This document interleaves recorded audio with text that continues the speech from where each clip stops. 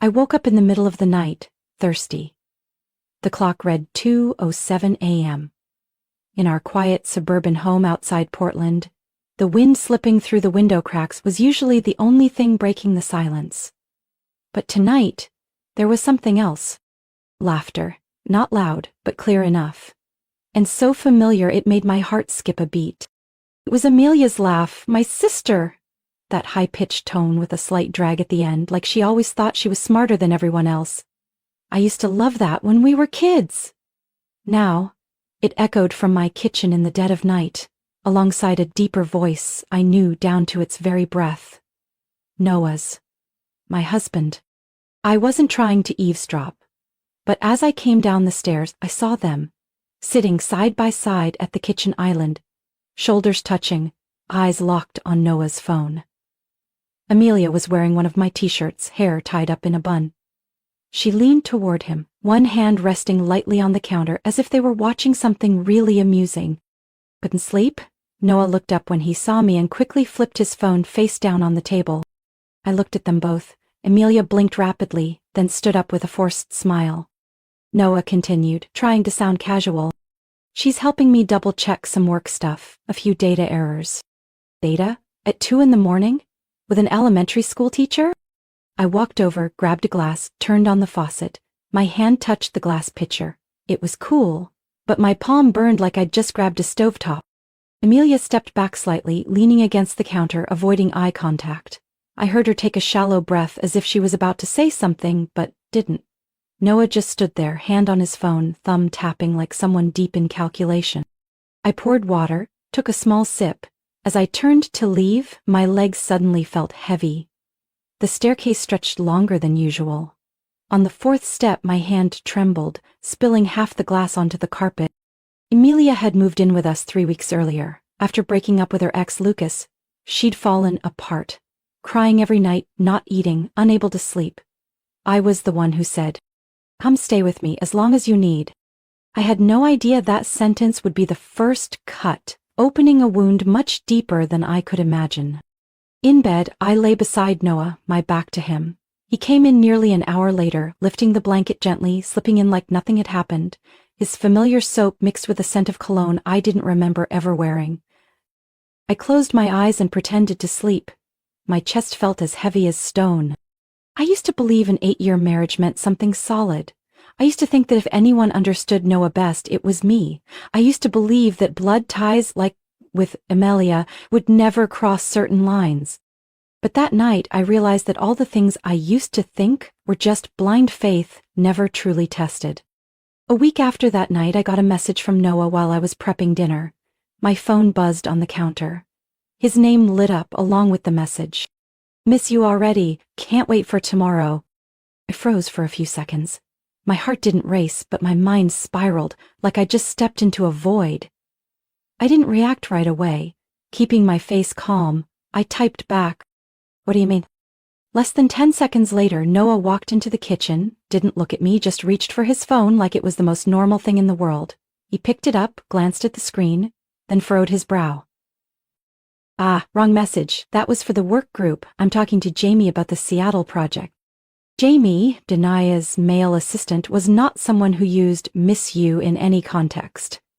I didn't need to ask more to know how fake that was. Still, I nodded. Still the understanding wife, the kind one, not making a scene. Because I was beginning to realize if I kept asking, they'd keep lying. And if I wanted the truth, I had to stay silent. 3 days later was our 8th wedding anniversary. I'd made a reservation 2 weeks in advance at the restaurant we'd first visited during our trip to Santa Barbara. I wore a navy silk dress that Noah once said was sexy but elegant. He showed up 25 minutes late. No text, no call. When he sat down, his shirt still smelled like cigarettes, even though Noah hated smoking. He didn't explain, didn't apologize. "You look beautiful tonight," he said, but didn't look at me when he said it. I tried to keep things light, reminisced about old stories, funny memories, but Noah only offered faint smiles. When dessert was served, he set down his silverware and said, "I think I need some space." I put my glass down. "Space?" He nodded. "I feel like I haven't really found myself. Everything's happened too fast. Marriage, the house, work. I'm not sure this is where I want to stay forever. You're not sure, I repeated, quietly but clearly. We dated for 3 years, married for 8. What part of that was too fast? Noah went silent, staring at his napkin like it might rescue him from the moment. I didn't ask, is there someone else? Because if there was, he wouldn't say it. And if there wasn't, he wouldn't need space. When we got home, Emilia wasn't there. Her door was closed. A sticky note was stuck to it. Staying over at Mercy's, back tomorrow. I took it down, folded it in half, and placed it in the nightstand drawer, next to the growing pile of small things that now smelled like lies. A week later, I went shopping with Emilia. She was unusually cheerful, trying on dress after dress she'd once called too mature or unflattering. Then she walked out of the fitting room in a red bodycon dress, backless, the fabric hugging every curve, designed to be noticed. I watched her through the large mirror in the middle of the store. Her eyes passed over me, then locked onto her own reflection. Her lips curled into a slow, deliberate smile. What do you think? A bit bold, but gorgeous, right? I gave a small nod. Gorgeous. Just Noah's type. She didn't blink, just turned to check the back of the dress in the mirror, like my comment was nothing but a breeze. But I saw it. A slight pause at her lips. Like she forgot I was still here. That night, when Noah got home, I casually brought it up. Emilia bought a pretty striking red dress, I said. The kind you liked from that fashion show in San Francisco. Noah glanced at me, then replied in an even tone. I don't remember that. Not a single blink, not a single twitch of tension. I gave a small nod, masking the storm inside. But in my mind, I'd already started making a list of the small, scattered things slowly weaving into something much bigger. Elizabeth gritted her teeth, bracing herself for something. She unleashed a nasty, doomsday-esque shot, something that could destroy everything. After Noah left for work, I went into the bathroom. On the sink next to the toothpaste was a small silver earring with a pearl. It wasn't mine. I don't wear hoop earrings. And I was certain Emilia didn't own a pair like that either.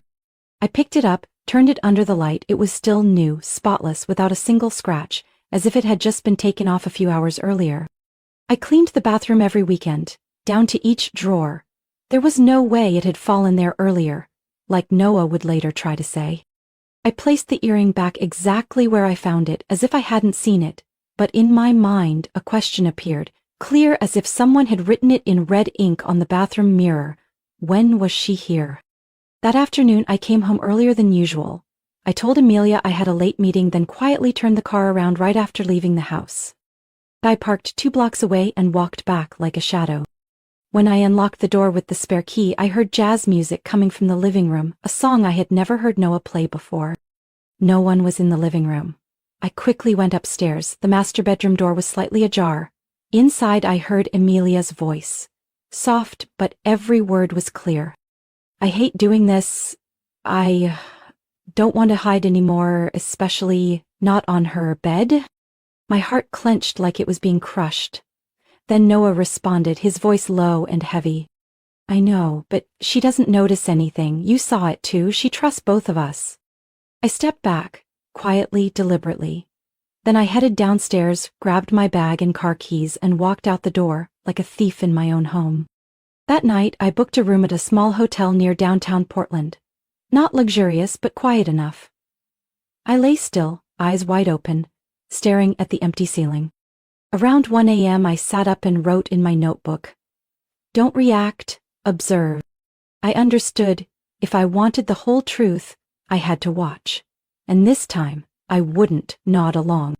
The next morning, I returned as if nothing had happened. I smiled softly when Emilia asked if I had slept well at my friend's place. I nodded when Noah said he had a long day filled with meetings that scrambled his brain. But in my head, everything started to fit together like a puzzle, and I needed the final piece. A week later, I created another false situation. I told both of them I had a 2-day work trip to Bend, a town about a 4-hour drive from Portland. Emilia looked worried, asked if I had rested enough since I'd been looking worn out lately. I smiled, told her it was just fatigue from the project. That evening, just after dusk, I returned. Without warning. I parked far from the gate, entered, using the code. The house was quiet. I didn't go upstairs right away. I headed straight to the laundry room, where no one thinks to hide anything. And there, inside the washer, I saw Noah's navy dress shirt, mixed with a cream lace dress. The same style Amelia had worn to dinner with me 2 weeks earlier. They had done laundry together. I didn't move. The stillness said more than any reaction ever could. In that moment, I no longer had doubts. No more hoping it was all a misunderstanding. They weren't hiding anymore. Or maybe they thought I would never dare to look. That night, I reset the password to our shared email, installed data tracking software on my phone, bought a separate hard drive to back up everything I found. I didn't have a clear plan, but I knew I needed to prepare, because the truth, that was the only thing I had left. I went to Elaine Meyer's office on a Monday afternoon, right after work. The office was on the 3rd floor of an old red brick building in downtown Portland. No flashy signage, no fancy receptionist, just a tarnished brass nameplate. Bayers & Associates, Family and Financial Law. Elaine was in her early 50s, silver hair tied neatly at the nape of her neck. Her voice was raspy but calm, straight to the point. After I laid everything out, she set her pen down and looked directly at me. You don't need to feel ashamed. You've been betrayed, and if they think you're going to back down, they have no idea who they're dealing with. I don't want to destroy anything, I just want to know where I actually stand. Elaine nodded. In cases like this, information is your weapon. First step, financial review. Do you have access to the joint account? I pulled out my phone and opened the banking app. She scanned the transactions quickly. Here, March 17th. A purchase at Vincent & Co. Jewelry, $1,840. Did you receive anything? I shook my head. She scrolled down. Monarch Hotel, Seattle, 2 nights, April 5th. Was that when Noah said he was on a work trip? Yes, I replied, my voice stiffening. He said he had a finance conference there. Elaine jotted it down. And the sister, Amelia. Was she conveniently at a friend's that day? Allegedly, like every other time. 3 days later, Elaine introduced me to Tobias Keller, a private investigator she described as a wolf in the concrete forest. Tobias didn't talk much, but he didn't need to. In just 1 week, he sent me a 14-page report, packed with photos, hidden check-ins, hotel invoices, and especially a series of images from January, when Noah and Amelia weren't even living under my roof yet. The first photo showed the 2 of them walking out of an Italian restaurant in Beaverton, holding hands. The second, a week later, was at a small bakery near the Pearl District. One Noah once said he hated because it was too crowded. The third, taken outside a boutique hotel in Boise, Idaho. On that day, Noah told me he was in meetings from morning until night. I stared at the glossy prints in silence, not because I was shocked, but because I finally had confirmation. Everything I suspected now had a face, a date, and evidence. Tobias concluded. Their relationship began at least as early as last December. That's nearly 2 months before Amelia moved in with you.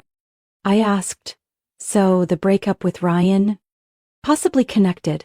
I pulled a post from Reddit, a throwaway account but likely Ryan's, talking about a girlfriend who suddenly became distant after reconnecting with her sister's husband.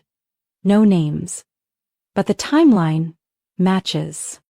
I felt a chill down my spine. Amelia once cried on my shoulder, saying Lucas, her boyfriend's real name, was selfish and controlling. The final puzzle piece appeared when Elaine showed me a payment receipt from Emerald Spa and Wellness, the most luxurious spa center in Portland. The transaction was dated April 28th, the exact day Noah claimed he was flying to Texas for a conference. The detail that stood out, the bill was paid using a secondary credit card under my name, a card I had never used but one Noah kept. Service: couple massage, premium therapy package, private suite with wine service. Total, $820. I couldn't even force a smile. Elaine slid the file toward me. We have enough. Proof of infidelity. financial abuse, hidden expenses. We could even pursue fraud charges if needed. Noah sat across from me in the living room, his face trying to stay composed, but his eyes couldn't meet mine. Amelia stood behind him, loosely holding a tea towel, as if she didn't know what to do with her hands. "I think it's time we have an honest conversation," Noah began, his voice low. "I want a divorce," he said quickly, like he was afraid he'd back out if he slowed down. "And Amelia and we're getting married." Amelia said nothing. She lowered her head, then looked up and gently placed her hand on his shoulder, like a confirmation. I set my teacup down. Calm, so calm that even I was surprised. "For love?" I asked, voice steady. "Or because you think you've hidden it long enough?" Noah opened his mouth to reply, but Amelia cut in, her tone oddly soft. "You can hate me, I understand, but sometimes life leads us exactly where we're meant to be, even if the price is painful." "Destiny's path?" I interrupted, lips curling. "Familiar line. Did you use that one on Lucas too?" Amelia's face went pale, but I didn't give her time to react. I stood up and smiled, a smile borrowed from all the times I pretended to trust them. "I agree to the divorce," I said, "if that's what you both truly want." "Love? Well, who am I to stand in its way? Right?" Noah exhaled, not bothering to hide his relief. Amelia looked at me as if she had just been forgiven. Neither of them knew I had already started counting down. 3 weeks later, a white envelope appeared in my mailbox. Not sent through the postal service, but clearly delivered by someone who knew the way into our gated community. My name was handwritten in Amelia's soft script. Opened it. Inside was a wedding invitation. An elegant ivory card with embossed gold letters. "We warmly invite Jimena Alvarez to celebrate our special day, the union of two people in love." In the bottom corner, a handwritten note. "Your presence would make our family truly complete." They shattered my marriage, replaced my sister with a stranger, erased 10 years of my life, and dared to call that a family? That evening, Amelia also sent me a private message. "No matter what happened, you've always been the most important person in my life. I don't want to lose you forever." The next day, I scheduled a private meeting with Diana Alvarez, Noah's mother. She was the only one in his family I had always respected. No pretenses, no meddling, just quiet observation and a strong sense of right and wrong. She opened the door and hugged me tightly, just like every time before, though I saw a flicker of worry in her eyes. "What's going on, sweetheart?" she asked as we sat at her cozy kitchen table. I didn't answer right away. I opened my bag and pulled out the printed file, photos Tobias had sent, credit card statements, hotel receipts, and a copy of the wedding invitation. Diana silently flipped through each page. When she reached the messages where Noah called me an emotionless iceberg, her lips trembled. I said only one sentence. "I'm not here to beg. I just wanted you to know the truth before they tell it their way." A long silence. Then she gave a faint nod and pushed the file back toward me. "I'm the one who holds the final approval for family assets, including the lake house in Cannon Beach where they want to hold the wedding. I won't stop them from marrying," she said slowly. "But I won't let that place become a stage for a betrayal I cannot forgive." That evening, I wrote their names on the front of another envelope, Noah and Amelia, for the beginning. Not as a blessing, but so they would remember that every beginning built on deceit comes with a cost. The wedding was held on a softly lit Saturday afternoon at Briarcrest Country Club, the venue Amelia once called Plan B. After being denied use of the family estate at Cannon Beach, they turned to a different upscale location. Not seaside, but still flashy enough to impress. At the invitation read, "Reception begins at 7 p.m. We kindly ask guests to arrive on time to join us for an evening of warmth, joy, and unforgettable memories." I didn't attend, but I knew every detail, the flower colors, guest list, table layout, speech schedule, all documented through the caterer, the videographer, a former friend who once stood by me and now quietly watched. At 7 p.m., Amelia appeared in an off-shoulder white wedding gown, rumored to be a custom design from a high-end boutique in Seattle. At 7:45 dinner began. Each table was served red wine, the air thick with glamour and self-congratulation. At 8:25, right on schedule, a delivery man in a black suit walked in. He carried a leather briefcase, inside which was a thick file elegantly bound and placed in a wooden box. Each table received one copy. The cover read, "Noah and Amelia, the truth behind a love story." Inside, photos of the two holding hands, taken before I ever knew what they truly were to each other. Credit card statements showing exact dates, times, and locations, hotels, spas, jewelry stores. Messages between them where Amelia called me the pathetic shadow, and Noah wrote, "Jimena would never dare react." Their lie-by-lie strategy for faking business trips. And a screenshot of Amelia saying she'll end up congratulating us, it's in her blood to be weak. No hateful words, no insults from me. Just the truth, raw and undeniable. At 8:33 p.m., I got the first message from an old friend. "What did you do? Claire just ran out of the hall, everyone's in shock." At 8:37 p.m., a video started going viral on TikTok and YouTube. An anonymous guest had recorded people opening the file, reading frantically, then turning in unison toward the bride and groom's table. Title: or the caption, "Bride exposed at her own wedding, most savage plot twist of the year." Over 800,000 views in just 2 days. It felt real because I no longer had to hide anything. As the people around me, those who once laughed behind my back thinking I was too soft, saw them for who they truly were. A sister watching her marriage torn apart, then being invited to clap for the new happiness of two thieves. A wife cast aside like she never existed. After the wedding, no one looked at Noah and Amelia the same way. 3 days later, I got a message from someone in the finance industry. Noah just got forced out of the firm. Official reason, organizational restructure. But everyone knows it's because of what happened at the wedding. I wasn't surprised. In his field, reputation is the thinnest currency, and once it tears, it's nearly impossible to stitch back together. A week later, I got a call from Margaret, my former mother-in-law. No soft entry, no polite lead-in. Her words came straight.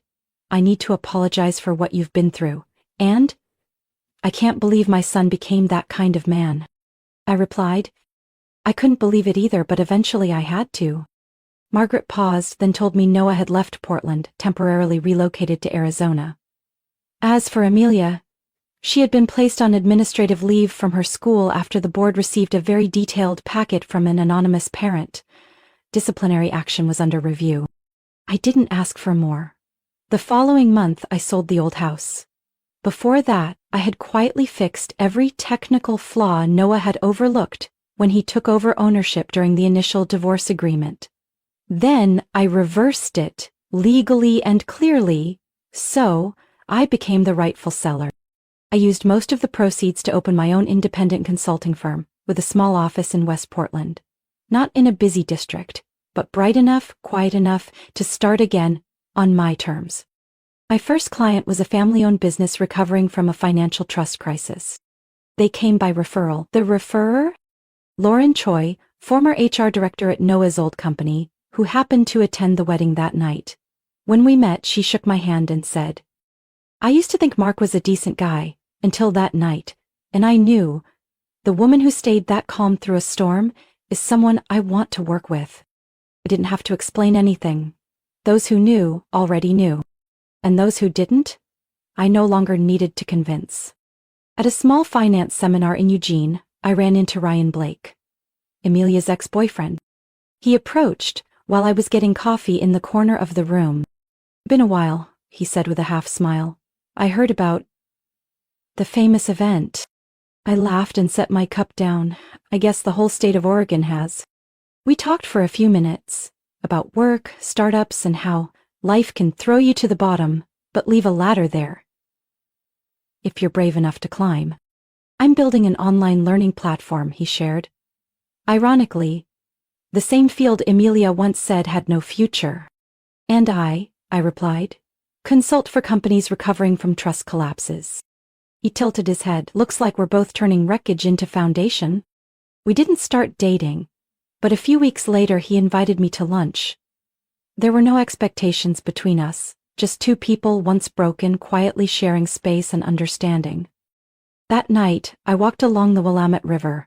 The city hummed in the distance, but here, everything was still, like it was giving me space to breathe. I used to think I wanted to forget it all, the lies, the silent betrayals, the cold dinners beside someone who'd already left me in his heart. But now, I don't want to forget. I'm moving forward, not to forget, but to live without their shadows trailing behind me. I had once stood in a place no one wants to be, the edge of a family I thought would last forever. But in that very place where everything seemed to end, I found another version of myself, strong enough to step into the light alone. 3 weeks later, I received a white envelope with no return address. Blue ink, familiar handwriting, worn like an old memory. It was Amelia. I thought she'd text, or maybe send an email, but no. It was a handwritten letter, nearly 4 pages long. I didn't read it right away. I placed it on the kitchen shelf next to a blooming white orchid. It took me 3 days until a cold, rainy Portland afternoon left me with no reason to delay. The tone was plain, no justification, no poetic language. Only the raw voice of a woman left behind 3 days after her wedding, sifting through the wreckage of who she used to be. Jimeno, I know you don't need to hear anything from me, but I still need to write. Mark left me just 3 days after the wedding. He couldn't handle the fallout. He said I was the reason everything crumbled. That if I'd been more discreet, maybe we could have kept things under control. I chose Mark. But in the end, he didn't choose me. And I realized what I lost wasn't just a marriage. It was the sister who was my real family. I read the whole thing, then folded the letter. I placed it in a wooden box, alongside the old case files, a few faded photos, and pieces that once stood as proof of how blindly I had trusted. Not to hold on to resentment, but to remind myself I once walked through fire and didn't let it burn me down. 1 year later, I sat alone on Kailua Beach on the eastern coast of Oahu, Hawaii, enjoying a vacation I had created for myself. The ocean breeze was salty, the scent of plumeria floated lightly in the air, and the warm sun spread gently across my skin. I was reading a book, sipping iced coffee, and waiting for a new friend to arrive for lunch, a female partner I'd met during a recent business consultation, who also happened to be divorced after a controlling marriage. We had once laughed when we realized we shared the same lawyer. This new life isn't loud, it's not flashy, but I have clients, steady income, and genuine relationships, no manipulation, no hidden agendas. And most importantly, I have myself back. No one calls me Noah's wife anymore. No one compares me to the beautiful magnetic younger sister. Occasionally, I still hear bits and pieces. That Noah moved to Colorado, now working at a smaller firm. No one's sure how many old connections he's managed to keep. That Amelia is living with a distant aunt in Spokane, working part-time as an admin assistant at a dental office. They're no longer together. I'm not curious, not glad, not regretful. The truth is, they no longer have access to me. The best revenge isn't making someone hurt. It's living a life they can no longer touch, a life they can't distort, can't invade. A life I chose, built, and walked forward in, head high, step by step. Some wounds don't need to be seen to be deep. My story isn't about betrayal. It's about how a woman stood up after her world collapsed. I was once the deceived wife, the betrayed sister. But I learned to stand alone, stronger, clearer. Not to get revenge, but to live a life they could never reach. The peace I have today isn't a gift. It's the result. And I claimed it myself. What do you think about Jimena's choice? Was she too cold? Or was this the only way to rise again? Share your thoughts in the comments, and don't forget to follow the channel for more powerful family stories to come.